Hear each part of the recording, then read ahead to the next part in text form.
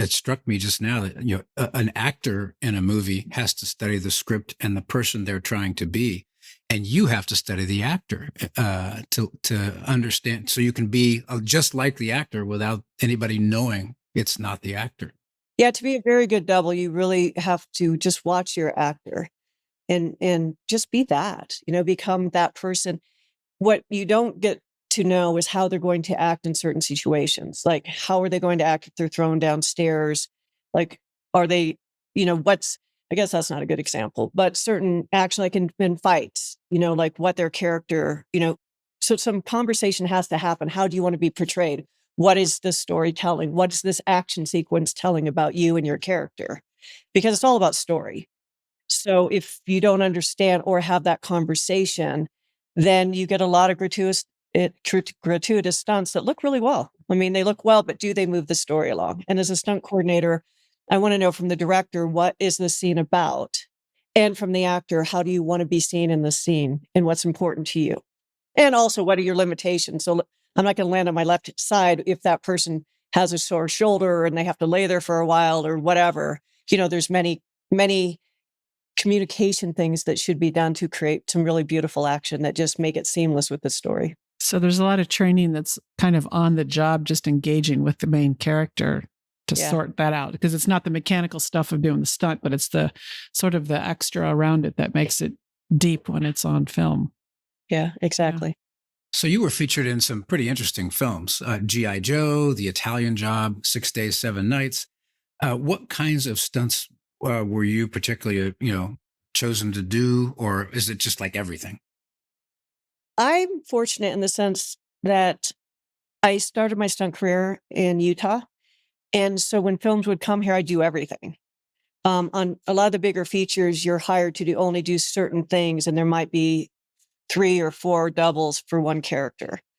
But because I learned in Utah and I did a lot of work in Utah before I went to LA, there wasn't at that time, there was like 2 females. And so I doubled everybody doing everything, whether I was drowning in a river or I learned to ride a mountain bike and jump it or getting thrown out of a car or getting set on fire. All that I was very lucky to do because of the lack of stunt performers that are in Utah, and the budget. A lot of those budgets didn't have the money to bring somebody in and put them up and pay their per diem. So I got to wear a lot of wigs. I had to double a lot of different female characters. I mean, my second show was Halloween 6, and I doubled 3 different females there. I died many times. It was fantastic. I don't know a lot of people who would put, I feel lucky and getting set on fire in the same sentence. Yeah, because it's a craft. I now know one. Well, talk about experience. You want to experience those things. You're in the stunt world, and I'm a person who wants the experience. Just don't jump in. I'm like, okay, what is experience all the way from setting up the stunt to completing the action for camera to being put out safely, like in a fire burn?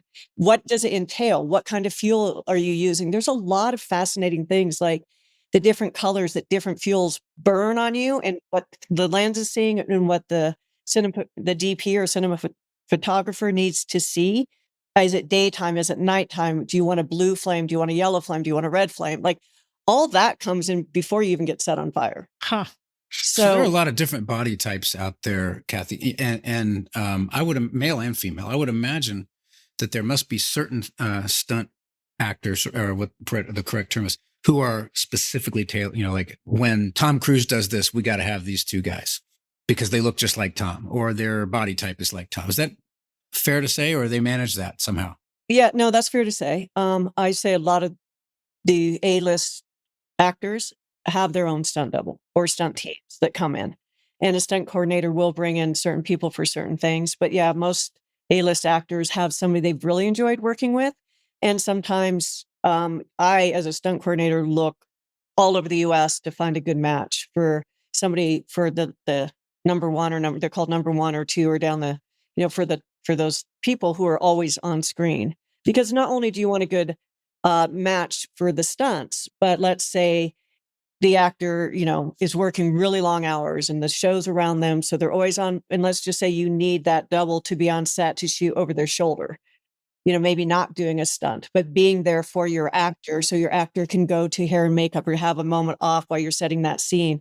And then it relieves the stress on the production to bring in another body double. So if I can find the best doubles, which I'm known for actually really looking, because I like to look at, like the details and how do they walk and how they look, what's the feeling? It's not so much, do they weigh 120 pounds and they're 5'6"? And it's more like, how do they move? Because you can get somebody who weighs 125 and who's 5'7", who has the same look, but moves, right? Because unless they're in the frame together, you can't tell. Right? So you can't tell that unless the co-star, and it's very, so I just look for the feeling of the person and getting as close to their body type and the shape of the body type.